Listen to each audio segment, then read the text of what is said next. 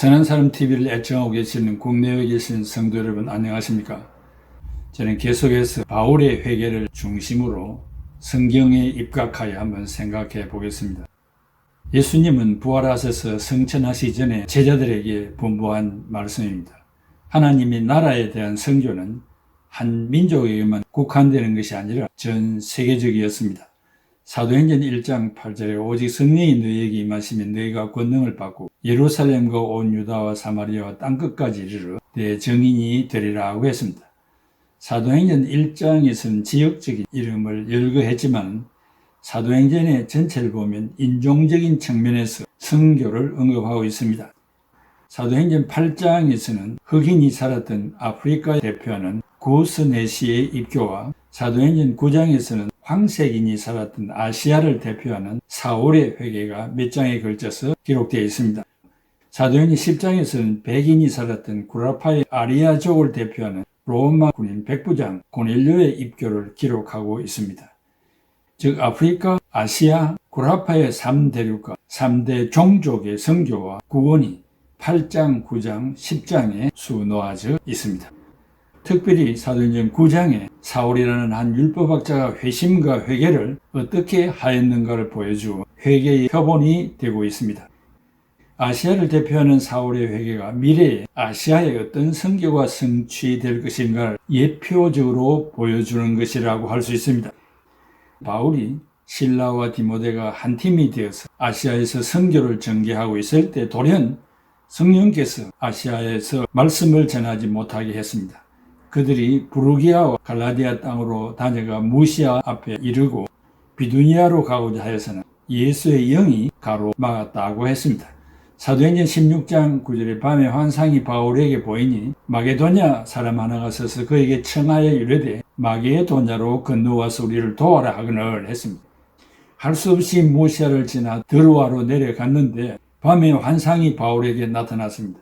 그 환상은 마게도냐 사람 하나가 서서 그에게 청하기를 마게도냐로 건너와서 우리를 도우라는 절규에 찬 호소였습니다. 이 환상을 본 일행은 아시아 전도를 포기하고 구라파인 마게도냐로 건너가기로 결심했습니다. 그 이유는 하나님이 우리에게 아시아는 포기하고 구라파의 복음을 전하기 위하여 부르신 것으로 알았기 때문이었습니다. 사울이 회개하여 바울이 되어 신구약 66권 중에 신약 27권 가운데 히브리서가 바울이 기록했다면 14서신을 기록하는 위대한 사역을 감당했습니다.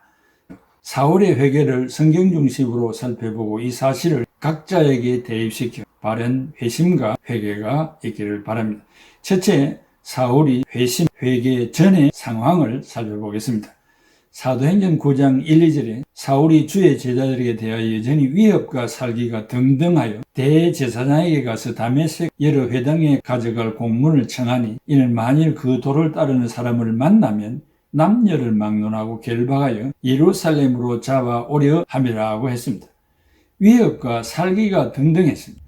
사탄의 지배를 받던 사울은 율법주의의 전통을 거부하는 자들을 향한 분노의 마음을 숨을 내뿜듯이 내뿜고 있었습니다. 당시 바리새인은 부활을 믿었고 사두개인은 부활을 믿지 아니했으므로 두 파당은 사이가 좋지 않았지만 예수를 결박하여 죽이는 문제에는 자존심도 없이 바리새인들은 사두개인의 수장인 대제사장을 찾아가서 다메섹 여러 회당에 갈 공문을 받아 그 도를 따르는 자들을 예루살렘으로 잡아오려고 했던 것입니다. 당시 대제사장이 주관하고 있었던 사내들인 공회는 종교적인 일은 로마 정부의 허락 없이 독자적으로 사람을 체포하거나 감금할 수 있었습니다. 마태복음 10장 17절에 사람들을 삼가라. 그들이 너희를 법정에 넘겨주겠고 그들의 회당에서 채찍질하리라고 했습니다. 그 당시에는 로마 정부가 팔레스틴 밖에 있었던 유대인의 관할권을 유대인의 사내들인 공회에 맡겼던 것입니다. 그래서 사울이 대제사장의 공문을 받아서 기독교에 소속된 자들을 모두 없애버리려 했고 반기독교 운동을 하는 자들이 되었습니다. 둘째, 신자들을 툭 죽이는 일에 앞장섰습니다. 사탄의 지배를 받았던 사울은 수많은 신자들을 체포 감금하였습니다. 대표적으로 스데반을 죽이는 일에 앞장섰습니다. 사도행전 7장 54절에서 60절. 이 회원들은 스데반의 말을 듣고 화가 치밀어 올라 이를 갈았다. 이때 스데반이 성령이 충만하여 하늘을 우러러보니 하나님의 영광과 하나님의 오른편에 서 계신 예수님이 보였다. 그래서 그는 하늘이 열려있고 하나님 우편에 사람의 아들이 서 계신 것이 보입니다 하고 외쳤다. 그러자 사람들은 크게 소리를 지르며 귀를 막았다. 그리고 스데반에게 한꺼번에 달려들어 성 밖으로 끌어내고는 돌로 치기 시작하였다. 그 거짓 증인들은 겉옷을 벗어 사울이라는 젊은이에게 맡겼다. 사람들이 돌로 칠 때에 스데반은 주 예수님, 제 영혼을 받아주십시오 하고 부르짖었다. 그리고 무릎을 꿇고 큰 소리로 주님, 이 죄를 저 사람들에게 지우지 말아 주십시오 하고 스데반은 이 말을 남기고 눈을 감았다고 했습니다. 크게 두 채 회개한 바울. 사도행전 9장 3-9절에 부활하신 예수님께서 정오에 사울에게 나타나서 사울아, 사울아 하고 부르시는 음성을 들었습니다. 사울은 성격이 강직한 사람이었고 신비주의자, 환상으로 착각할 만한 사람도 아니었으며 헛된 것을 갈망하는 자도 아니었습니다. 그는 키가 작았고 대머리였고 코는 크고 다리는 굽은 다리였고 체력이 강하였기 때문에 일사병으로 그 자리에서 쓰러질 입장이 아니었습니다. 그리고 사울은 가말리엘 문화에서 율법을 배워 정통한 학자였고 미신의 역사로 쓰러질 만한 사람도 아니었습니다.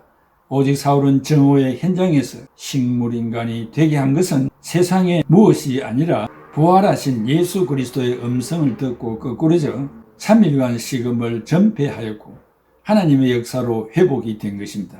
그 결과 몇 가지 교훈을 얻게 됩니다. 첫째는 유대인들이 십자가에 죽인 예수는 부활했습니다. 둘째, 부활을 성천하셨던 예수님은 성자 하나님이었습니다. 셋째, 신자들을 핍박하는 것은 예수님을 핍박하는 것입니다. 넷째, 유대인의 율법은 의가 아니었습니다. 다섯째, 신자들을 죽인 사울을 사용하려는 예정이 있었습니다. 여섯째, 사울의 눈에서 벗겨진 비늘은 율법이었습니다. 일곱 번째, 오직 믿음으로만 구원이 성취되는 모범이었습니다. 크게 셋째, 사울에게 안수한 아나니아는 누굽니까? 다메섹에 살고 있었던 성도들은 사울이 와서 기독교인들을 박해한다는 소식을 듣고 기도하기 시작했습니다. 박해를 막아달라고 기도했고 교회를 지켜달라고 기도했고 최후에는 순교할 힘을 달라고 기도했습니다. 그런 와중에 아나니아라는 제자에게 환상으로 나타나서 집가에 가서 사울이라는 사람에게 안수를 하라고 하십니다. 사도행전 9장 12절에 아나니아라는 사람이 들어와 자기에게 안수하여 다시 보게 하는 것을 보았나니라 했습니다. 아나니아는 사람에게 안수한 후에는 성경에 나타나지 않는 인물입니다. 그 마지막으로 사도행전 22장에 아나니아에 대해서 어떤 사람인가를 간단하게 말하고 있습니다. 사도행전 22장 12절에 율법에 따라 경건한 사람으로 거기 사는 모든 유대인들에게 칭찬을 듣는 자였다고 말했습니다. 아나니아는 성령의 조명을 받아서 사울에게 안수를 하였고 세례를 베풀었고 눈이 밝아졌고 건강하였고 성령의 충만을 받았습니다. 박해자의 머리에 손을 얹고 안수 기도를 하는 것은 어려운 일인데 하나님의 큰 사랑과 담대함이 없이는 있을 수 없는 일임에도 불구하고 믿음으로 안수를 감행하였습니다. 그리고 아나니아는 대사도는 아니었으나 대사도로 인도할 수 있는 성령의 충만과 하나님이 주시는 영향이 충만한 큰 그릇이었습니다. 넷째, 회개한 후의 결과.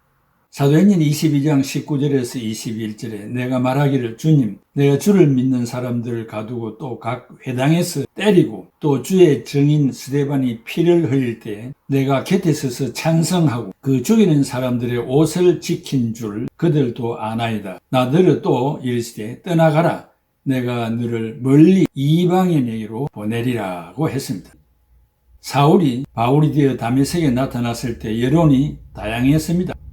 어떤 사람들은 옛날처럼 그리스도인들을 박해하려고 가면을 쓰고 여기 왔다고 했고 어떤 사람들은 그의 설교를 듣고 회개한 자로서 복음을 전하러 왔으니 우리가 보호를 해야 한다고 했습니다. 바울은 다메섹 도상에서 회심과 회개 이후 즉각적으로 세상의 모든 것을 배설물로 여기고 전도인이 되었습니다.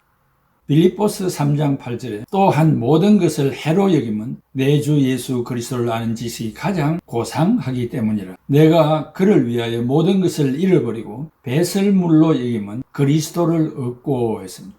여기 해로 여기다 헬라말로 제미야, 영어로 로스인데 예수 때문에 손해를 봤다는 것입니다. 내가 잃어버리고 헬라말로 제미오데인, I have lost, 모든 것을 잃었다는 것입니다. 배설물, 헬라말로 스키발라 루비시, 이것은 쓰레기, 오물로 여겼습니다. 세상의 것을 이렇게 여기지 않는 한 예수 그리스도를 위하여 살 수 없는 것이고, 예수의 귀중함이 이 세상의 그 어떤 것보다도 더 귀하기 때문에 이런 것을 배설물과 같이 버릴 수 있었을 것입니다. 전도자가 되기 위해서는 연령 제한도 없고 필요한 기간도 없습니다. 예수 그리스도를 나의 구주로 믿는 그 순간이 전도자의 자격을 쟁취하는 것입니다. 바울은 전도자가 되어서 전도한 내용은 사도행전 9장 20절에 즉시로 각 회당에서 예수가 하나님의 아들이심을 전파하니, 하나님의 아들이라는 말은 유대 땅 베들레헴에서 나신 예수가 하나님의 아들이라는 파격적인 선언이었습니다. 그가 곧 유대인이 전통적으로 기다려오는 메시아라는 말입니다. 나사렛 동네 사람들도 예수를 메시아로 여기지 아니했는데 바울이 사실 그대로 성령의 조명을 받아 이 말씀을 힘있게 강조하여 전한 것입니다. 시편 2편 7절에 내가 여호와의 명령을 전하노라. 여호와께서 내게 이르시되 너는 내 아들이라. 오늘날 내가 너를 낳았도다 라고 했습니다. 사울의 회심과 회개의 과정은 명확하면서도 순간적입니다. 하나님의 직접적인 처사였습니다. 그리하여 바울이 끼친 영향은 이루 말할 수 없을 정도로 큽니다. 예수 믿는 성도들을 살해하기 위하여 위협과 살기가 등등했던 그가 개종함으로 기독교의 위대한 신학자요, 신앙가요, 부흥사요, 사업가가 되었습니다. 예수님 다음으로 중요한 인물이 되었습니다. 사랑하는 성도 여러분, 회심 회개했습니까? 그렇다면 바울과 같은 현재가 있어야 하는 것입니다. 세상에 귀중한 것이 예수보다 더해서 되겠습니까? 오늘 우리에게 최고의 귀중한 분은 예수 그리스도입니다. 주 예수보다 더 귀한 것이 없어야 하는 것입니다. 그것이 바로 회개하고 회심하고 개종하였다는 증거가 될 것입니다. 이런 여러분들이 다 되시기를 중심으로 바랍니다. 기도합니다. 고마우신 아버지 하나님, 은혜와 사랑을 감사합니다. 사도 바울이 다메섹 도상에서 스데반 집사를 죽이는 일에 앞장섰습니다. 그 외에 이름도 없는 많은 사람들을 끌어다가 예루살렘의 제사장들 앞에 갖다 바쳤습니다. 얼마나 많은 생명들이 희생당했습니까? 이런 일을 하던 그를 하나님이 쓰시려고 다메섹 도상에서 부활하신 예수님이 나타나 사울아 사울아 네가 어찌하여 나를 비방하느냐 라고 하는 말씀을 듣고 거꾸로져 3일 동안 식물인간이 되어 식음을 전폐하여 하나님의 종 아나니가 나와서 안수기도 함으로 변하여 새 사람 되어 사울의 이름을 버리고 바울이 되어 온 세계를 세 바퀴 돌면서 복음을 증거하되 예수가 하나님의 아들이라는 그 사실을 부인하던 사람들 앞에서 생명을 걸고 담대하게 증거하는 전도자가 되었습니다. 이것이 회개한 증거가 아니겠습니까? 오늘 우리들도 이와 같은 바울 사도의 뒤를 따라가는 우리들이 되게 하여 주시옵소서. 예수 그리스도의 이름으로 기도하옵나이다. 아멘.